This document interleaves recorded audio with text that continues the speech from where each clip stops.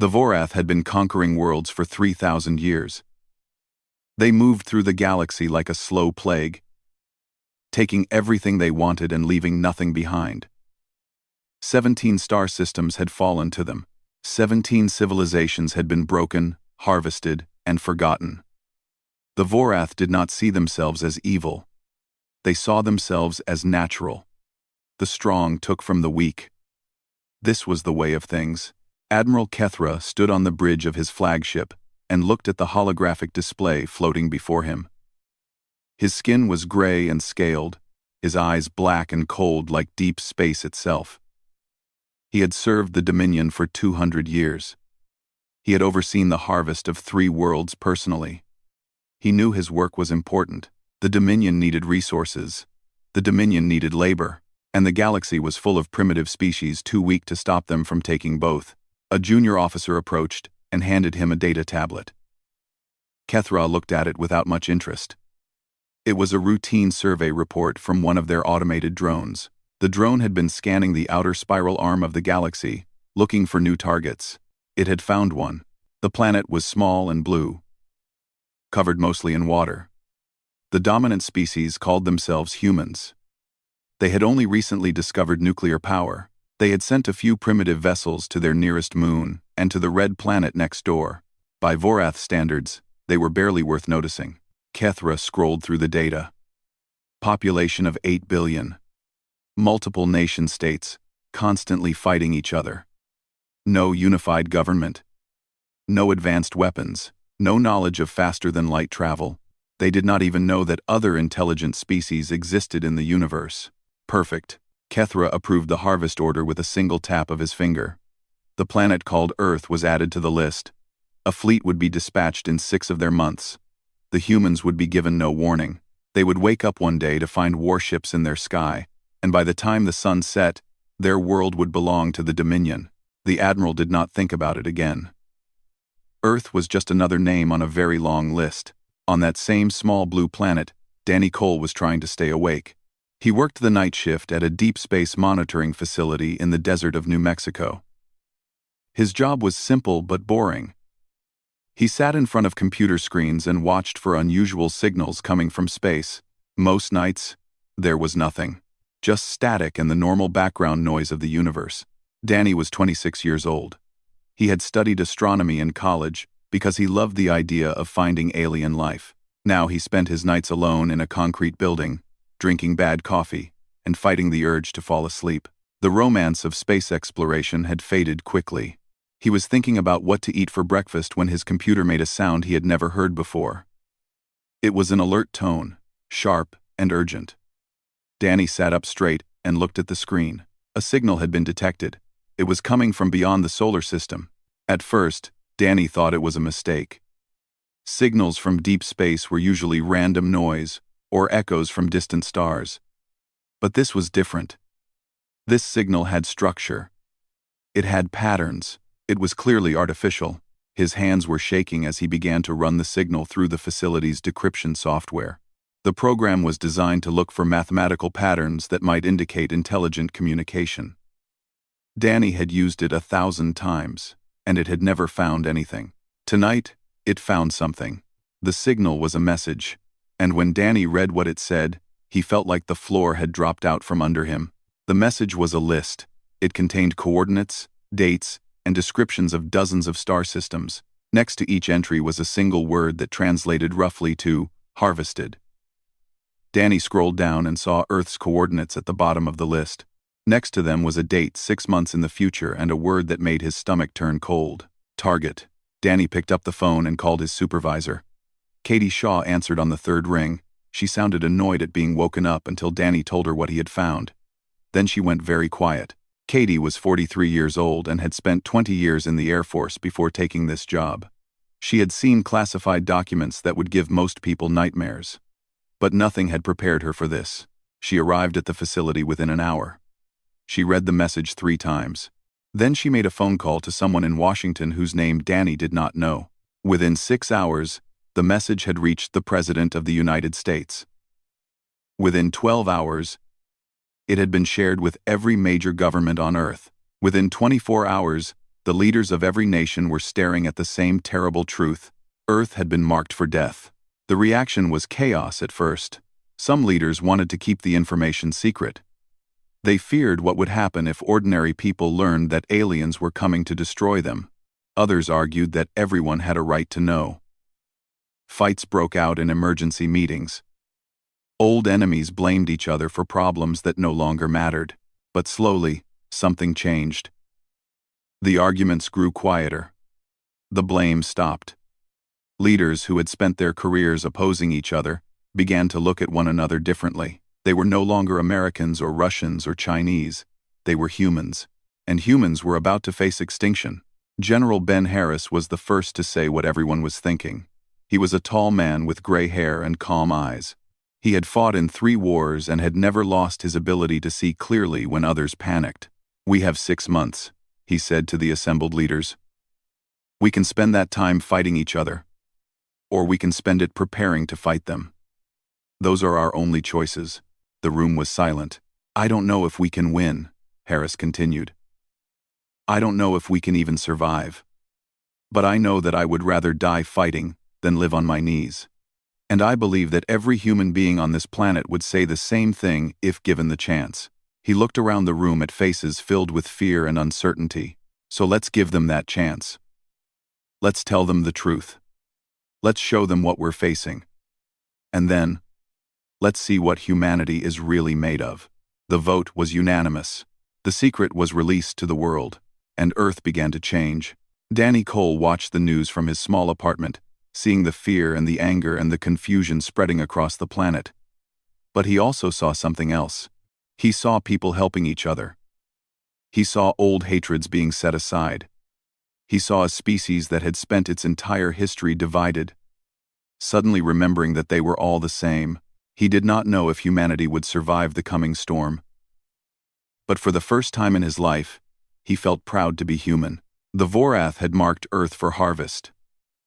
They expected to find a world full of frightened primitives waiting to be conquered. They had no idea what was coming. The Galactic Assembly met on a station that floated between 3 stars. It was a place of politics and trade, where dozens of species gathered to discuss the affairs of the galaxy. Most of them had nothing in common except one thing. They all feared the Vorath. Some species paid tribute to the Dominion, giving them resources and technology in exchange for being left alone. Others hid in distant corners of the galaxy, hoping they would never be noticed. A few had tried to fight and had been destroyed so completely that only stories remained. The assembly had no real power.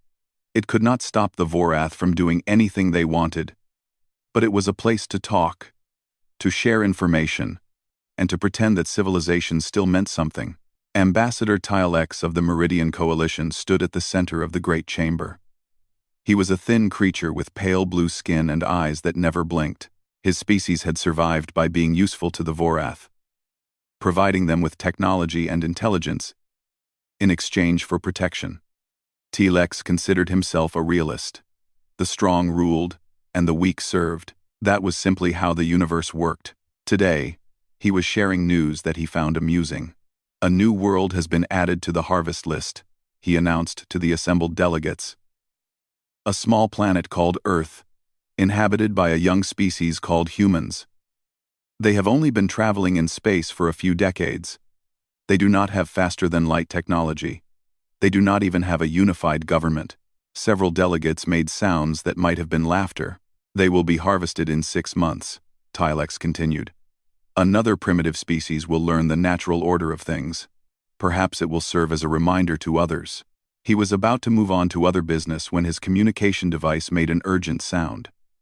He looked at it and his expression changed. "There is an incoming transmission," he said slowly. "From Earth." The chamber fell silent. Harvest targets did not send transmissions. Harvest targets hid and prayed and waited for the end. They did not reach out to the galaxy. Tylex activated the main display, and suddenly the chamber was filled with a human voice. It spoke in dozens of languages simultaneously, translated and broadcast across every frequency that the assembly used. The voice belonged to General Ben Harris. "To the Vorath Dominion, and any who serve them, the voice said. We have received your intentions. We know you are coming. We know what you plan to do. The delegates looked at each other in confusion. This was not how primitives were supposed to react. We do not negotiate with those who threaten our extinction, the voice continued. We do not surrender. We do not forget. You have 6 months to reconsider. If a single Vorath vessel enters our system with hostile intent, we will not merely defend ourselves. The voice paused, and when it spoke again, there was something in it that made several delegates feel uncomfortable. We will find your homeworld. We will learn everything about you. And we will ensure that the Vorath Dominion becomes a cautionary tale, told in whispers across the galaxy. Tilex found himself leaning forward, unable to look away from the display. This is not a threat. This is a promise from a species that has spent its entire existence at war with itself. We have been fighting and killing each other since before we could write. We have developed weapons capable of destroying our own planet many times over. We have turned the art of war into a science. You have never faced anything like us. The voice grew harder, colder. So proceed carefully. Come to our world with weapons, and we will show you what humans do when they are cornered. We are not sheep waiting for slaughter. We are wolves who have been too busy fighting each other to notice the larger world. You have our attention now. You will wish you did not. The transmission ended. The chamber was completely silent. Tilex tried to speak but found that his throat had gone dry. He had heard threats before. He had heard desperate pleas and foolish boasts from species about to be destroyed, but he had never heard anything like this. This was not desperation. This was not fear. This was a calm, clear statement of intent from a species that genuinely believed it could fight back. A delegate from one of the older species stood up slowly. Her name was Vethra, and her people had been watching the galaxy for millions of years. In all my time, she said quietly, I have never heard a harvest target respond. Not once. They beg. They hide. They accept their fate. They do not declare war on the Dominion. Ah, they are primitives, Tilex said, but his voice lacked conviction. They do not understand what they are facing. Perhaps, Vethra replied. Or perhaps we do not understand what we have been watching. She turned to address the full assembly. I have studied this species. They call themselves humans. They have only existed for a few 100,000 years, which is nothing by galactic standards. But in that short time, they have gone from living in caves to splitting atoms. They have mapped their own genetic code. They have created thinking machines. She paused, and they have spent most of their history trying to kill each other. War is not something they fear. It is something they practice. Something they have perfected. Their entire civilization is built on conflict. The delegates shifted uncomfortably. The Vorath have conquered 17 species, Vethra continued. All of them were peaceful. All of them had evolved beyond violence. They saw war as primitive and unnecessary. When the Vorath came, they did not know how to fight. They had forgotten how. She looked around the chamber with eyes that held ancient wisdom. Humans have not forgotten, they have never stopped. And now the Vorath have given them a common enemy. For the first time in their history, humans are not fighting each other. They are united. Every weapon they have ever created, every strategy they have ever developed, every ounce of aggression they have ever felt, is now pointed at a single target. Tilex shook his head. It does not matter. The Vorath will destroy them. Probably, Vethra agreed. But I am not certain, and that uncertainty is something I have not felt in a very long time. She sat down, and the chamber remained quiet for a long moment. Finally, another delegate spoke up. What should we do? Nothing, Tilex said quickly. We stay out of it. We do not help the humans and we do not anger the Vorath. We watch and we wait. Most of the delegates nodded in agreement. It was the safe choice. The smart choice. But a few of them looked at each other with something new in their eyes, something that might have been hope. In a small room off the main chamber, a young member of Vethra's delegation sat alone, replaying the human transmission. His name was Kel, and he had spent his life believing that the Vorath could never be challenged. Now he was not so sure. He listened to the human general's voice again, hearing the absolute certainty in every word. These creatures truly believed they could fight. They truly believed they could win. Kel found himself hoping they were right, because if humans could stand against the Vorath, then maybe the galaxy could change. Maybe the natural order was not so natural after all. He saved a copy of the transmission and marked it for permanent archive. Someday, he thought, this might be the most important recording in galactic history. He just did not know yet which way it would go. Earth had 6 months to prepare for the end of the world. It was not enough time. Everyone knew it was not enough time, but humans had never let impossible odds stop them before, and they were not going to start now. The first month was chaos. Governments reorganized themselves around a single purpose. Factories that had been making cars and phones and toys were converted to produce weapons and armor and ships. Every scientist on the planet was pulled into research programs. Every soldier was recalled to active duty. Every citizen was told the truth and asked to help however they could. Dr. Lisa Hart had been a theoretical physicist at a university in Massachusetts. She spent her days teaching students and her nights writing papers that only a few dozen people in the world could understand. She had never thought of herself as important. Now she stood in a converted warehouse surrounded by the greatest minds on Earth, staring at a piece of alien technology that had been extracted from the original transmission signal. The signal had not just been a message. It had been sent using technology far beyond anything humans had ever seen. And hidden in that technology were clues about how it worked. Lisa led a team of 200 scientists working around the clock to understand it. They slept in shifts, ate at their desks, and argued constantly about what they were seeing. The physics made no sense at first. It broke rules they had thought were unbreakable, but slowly, piece by piece, they began to figure it out. After 3 weeks, they had built a working shield emitter. It was crude and unstable and consumed enormous amounts of power, but it could stop a bullet. After 6 weeks, they had scaled it up enough to protect a small building. After 2 months, they were installing them on ships. The breakthrough in communication came almost by accident. A young researcher named Tony Reeves had been analyzing the carrier wave of the alien signal when he noticed something strange. The signal was not just fast, it was instant. It did not travel through space. It skipped through it, jumping from point to point without crossing the distance in between. Within days, they had built a prototype transmitter. Earth could now talk to anyone in the galaxy without delay. Lisa watched her team work and felt something she had not expected. Pride. Terror. Hope. Humanity was doing the impossible because there was no other choice.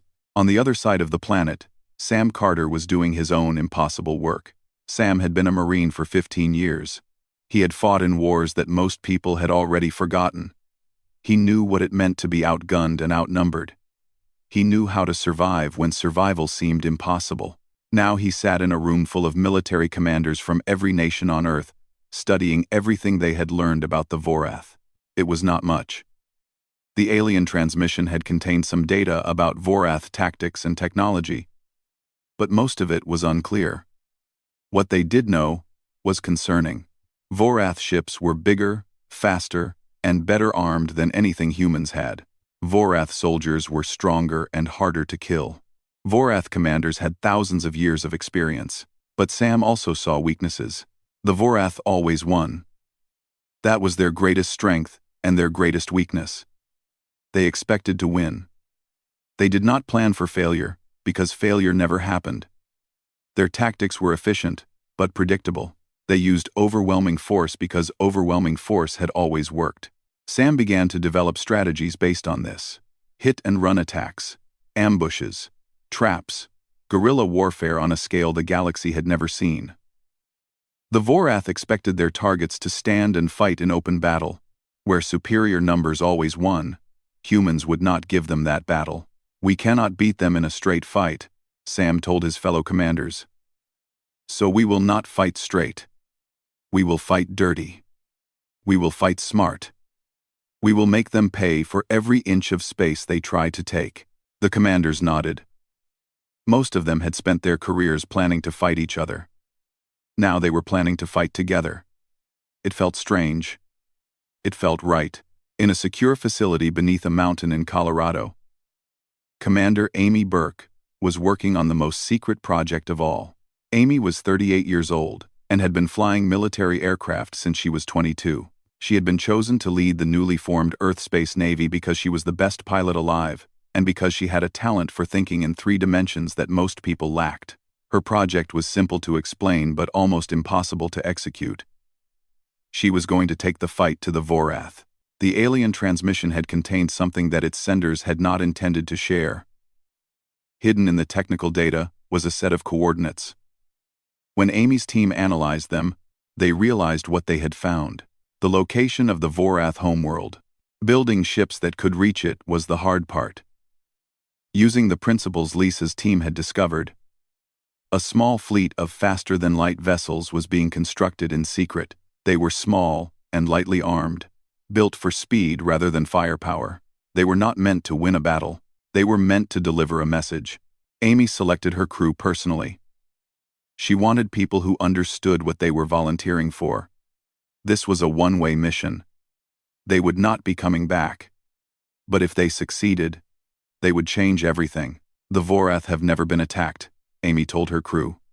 No one has ever brought war to their doorstep. They do not know what it feels like to be hunted. We are going to teach them. Her crew looked back at her with steady eyes. They were afraid, but they were ready. As the months passed, Earth transformed. Cities that had been rivals became partners. Resources that had been hoarded were shared freely. Old grudges were set aside because there was no time for grudges anymore. Ordinary people contributed however they could. Factory workers pulled double shifts. Farmers grew extra food. Teachers trained children in emergency procedures. Everyone had a role to play. Danny Cole, the young man who had first discovered the alien message, had been recruited to help with communications. He worked alongside scientists and soldiers, translating alien signals and monitoring deep space for any sign of the approaching fleet. Katie Shaw, his former supervisor, now ran the entire global communication network. She coordinated information between dozens of countries, making sure everyone knew what everyone else was doing. General Ben Harris traveled constantly, visiting bases and factories and research centers. He shook hands with workers and ate meals with soldiers.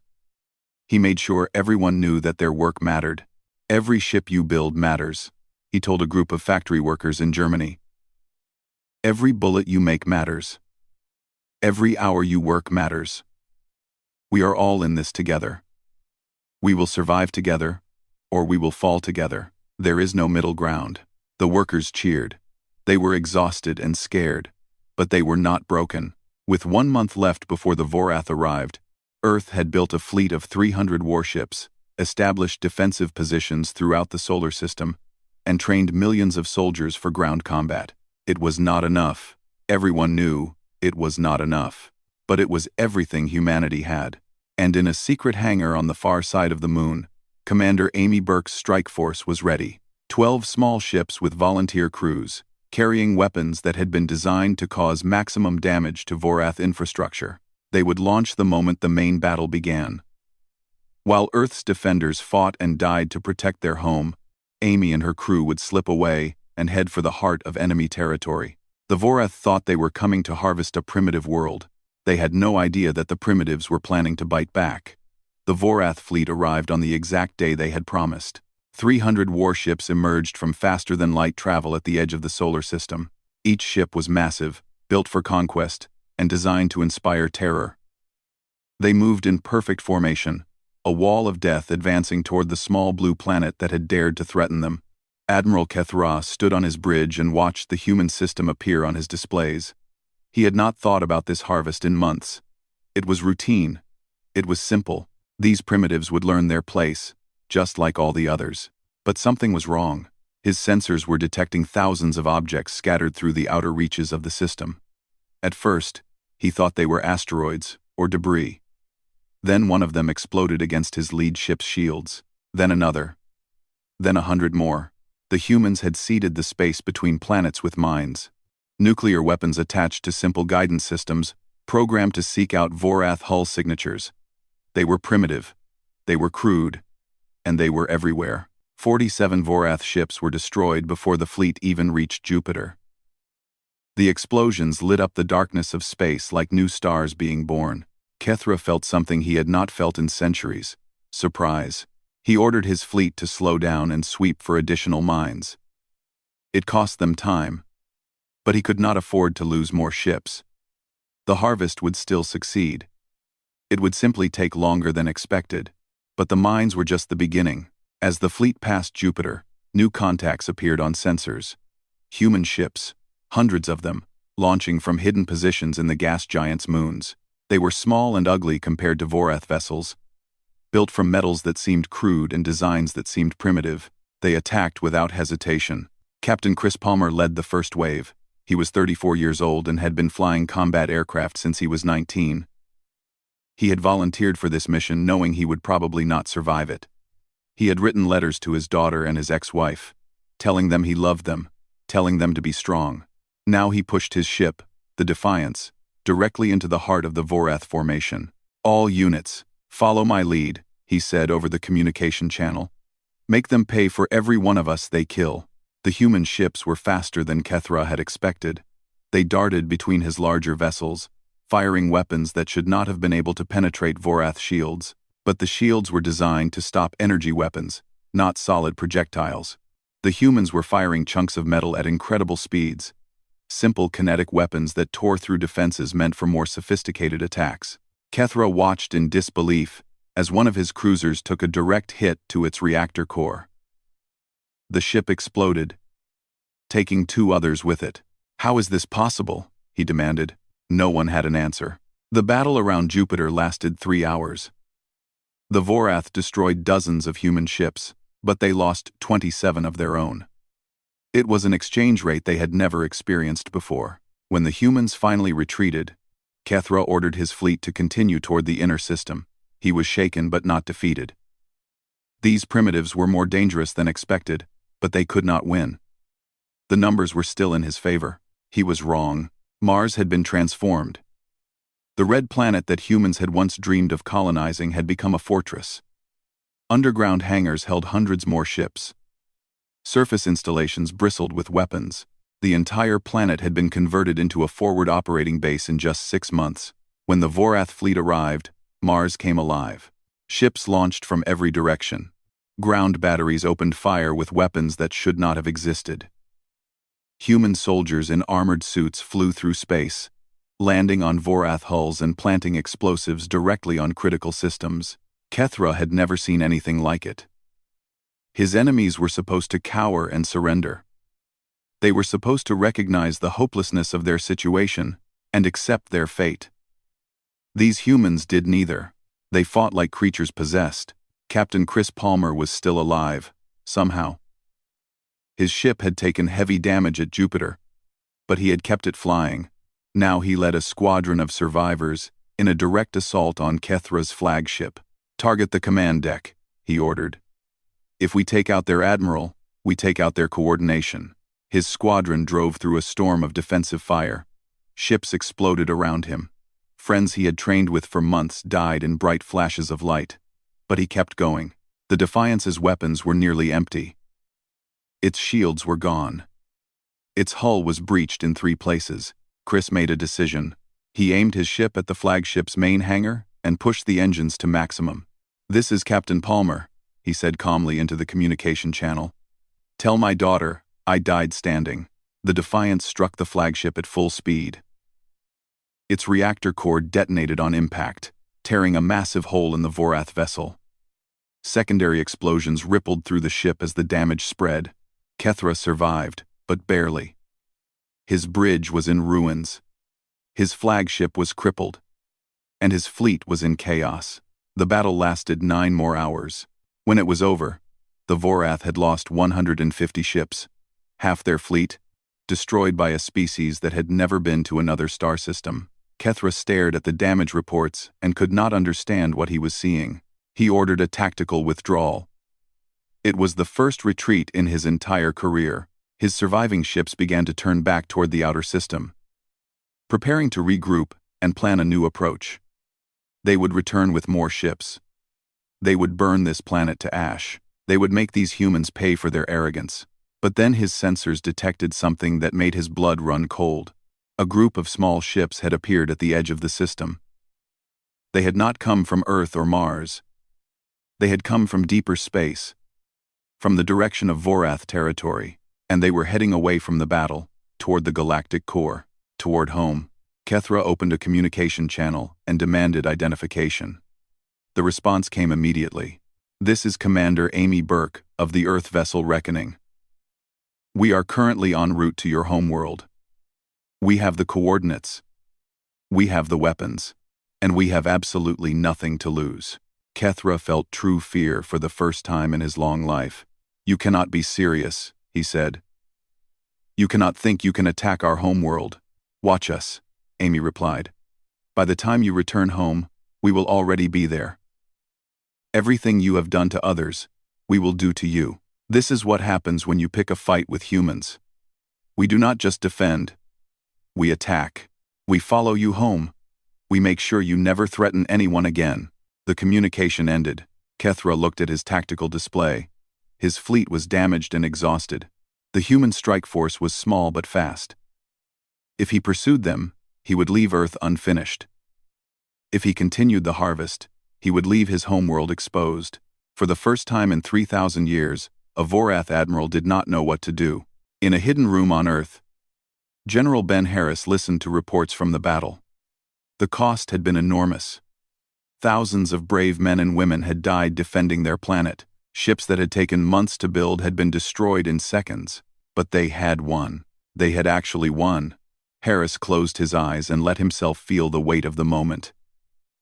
Humanity had faced its first true test against a galactic power. And they had not broken. They had bent. They had bled. But they had not broken. And now Amy Burke was carrying the war to the enemy's doorstep. The galaxy was about to learn what humans were really capable of. Harris opened his eyes and began planning the next phase of the war. It was not over. It was not even close to over. But for the first time, he believed they might actually survive. Commander Amy Burke had been flying for 43 hours without sleep. Her small fleet of 12 ships raced through space that no human had ever seen, following coordinates that led to the heart of an empire that had terrorized the galaxy for 3,000 years. Her crew was exhausted but focused. They knew what they were doing. They knew they might not survive. None of them cared. Earth had given them a mission, and they would complete it or die trying. The Vorath homeworld appeared on sensors as they dropped out of faster-than-light travel. It was a gray planet orbiting a dim red star, covered in cities and factories and military installations. This was the center of the Dominion, the place from which every harvest order had been issued, every fleet had been launched, every conquered species had been controlled. Amy took a deep breath and opened a communication channel. "This is Commander Amy Burke of the Earth vessel Reckoning," she said. Her voice was broadcast on every frequency the Vorath used, reaching every ship, every station, every communication device on the planet below. "We have entered Vorath space. We have identified 17 military installations, 4 shipyards, and the location of your high command." She paused to let her words sink in. "In approximately 1 hour, we will begin systematic strikes against these targets. This is not revenge. This is education." The Vorath believed that violence was a tool only they could wield. They were wrong. She switched to a broader frequency, one that would reach beyond Vorath space to the rest of the galaxy. "To the Galactic Assembly and all who watched our planet be marked for death, remember this day. Remember what happens when you underestimate humanity. We did not ask for this war, but we will finish it. And when it is over, we will extend the same choice to the galaxy that was never extended to us. The choice to live in peace, as equals, or to learn the same lesson the Vorath are about to learn." She took one more breath before delivering her final message. "We are humanity. We protect our own." The transmission ended. For a moment, nothing happened. The Vorath homeworld sat in silence, its defenders scrambling to understand what they were facing. Their fleet was far away, damaged and confused. Their defenses were designed to stop large-scale invasions, not small strike forces that had appeared from nowhere. Then Amy gave the order, and her 12 ships attacked. They did not try to conquer the planet. They did not try to destroy it. They targeted specific installations with surgical precision, hitting shipyards and military bases and command centers. Each strike was calculated to cause maximum disruption with minimum civilian casualties. The Vorath had never worried about such distinctions. When they harvested a world, they took everything. But humans were different. They were trying to prove a point, not commit genocide. The strikes lasted 6 hours. When they were finished, the Vorath's ability to project military power had been crippled. Shipyards that had taken centuries to build were burning rubble. Command centers that had coordinated the harvest of 17 worlds were silent craters. Amy lost 4 ships and their crews in the attack. She would remember their names for the rest of her life. Back in the solar system, Admiral Kethra received word of what had happened to his homeworld. His fleet had been preparing to retreat and regroup, planning to return with reinforcements and finish what they had started. Those plans died with the news from home. The Vorath Dominion was in chaos. Their leadership was scattered or destroyed. Their military infrastructure was shattered. Worlds they had conquered were beginning to rebel, sensing weakness for the first time in millennia. Kethra looked at the blue planet on his display. Earth. The world that should have been an easy harvest. The world that had cost him half his fleet and was now costing him his empire. He sent a single message to his remaining ships. Retreat. The Vorath fled the solar system and never returned. Over the next 3 months, everything changed.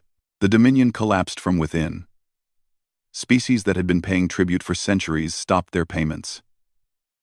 Worlds that had been conquered rose up against their occupiers. The Vorath military, spread thin across 17 star systems, could not hold back the tide.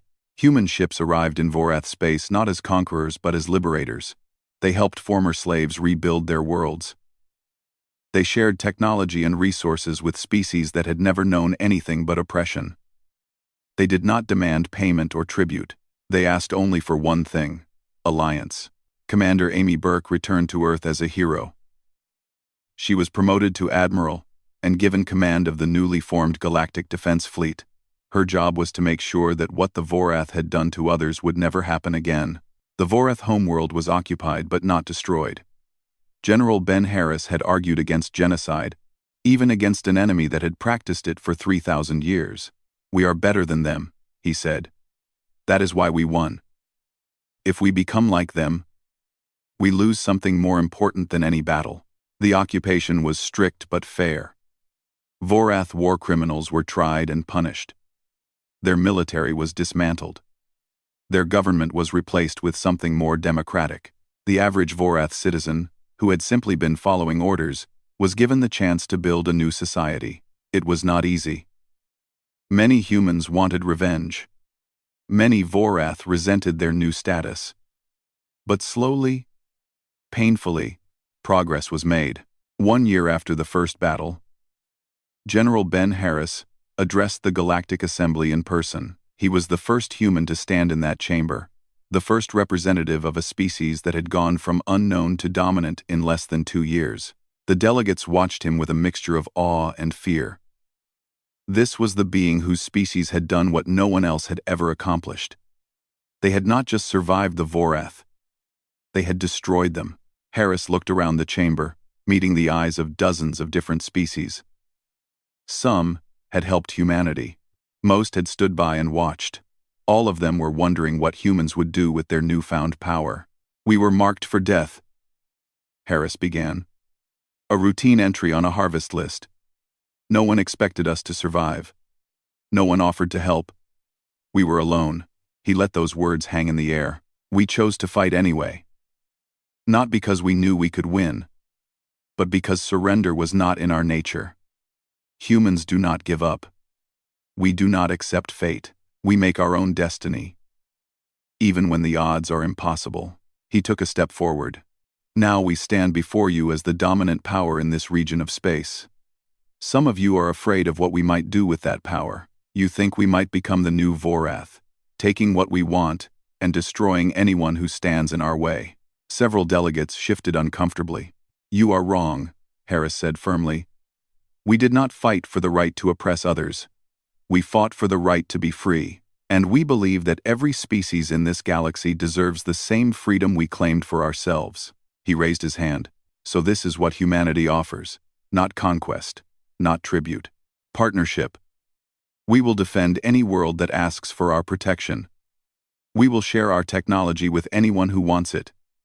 We will trade fairly and fight only when there is no other choice." His voice hardened. "But let me be clear about one thing. If any species threatens another with extinction, if any empire tries to become the new Vorath, we will stop them. We will use every weapon we have, every strategy we know, every ounce of strength we possess, because humanity does not forget what it feels like to be marked for death. And we will never let anyone else feel that way." He lowered his hand. "Treat us as equals, and you will find no better allies. Treat us as prey, and you will find no worse enemies. The choice is yours." The chamber was silent for a long moment. Then Ambassador Till X of the Meridian Coalition stood up. His species had watched humanity's rise with growing fear. They had expected the worst. Now Till X made a different choice. "The Meridian Coalition offers its hand in friendship to humanity," he said slowly. "We welcome Earth to the Galactic Assembly as a full member, with all rights and responsibilities that entails." Other delegates began to stand, one by one, adding their voices to the welcome. Within an hour, humanity had more allies than they could count. Back on Earth, Danny Cole watched the broadcast from his apartment. He was crying, though he did not quite know why. Pride, maybe. Relief. Amazement at how far they had come. 2 years ago, he had been a nobody working a night shift in the desert. Now he was part of a species that had changed the galaxy forever. Katie Shaw found him there an hour later. She had been promoted to head of Earth's interstellar communication network. She was exhausted and overwhelmed and happier than she had ever been. "Can you believe it?" she asked. Danny shook his head. "No, I really cannot." They sat together and watched the celebrations spreading across the planet. Humans dancing in the streets, crying and laughing and holding each other. They had faced extinction and survived. They had fought impossible odds and won. The galaxy would never forget what they had done. And humanity would never forget who they were.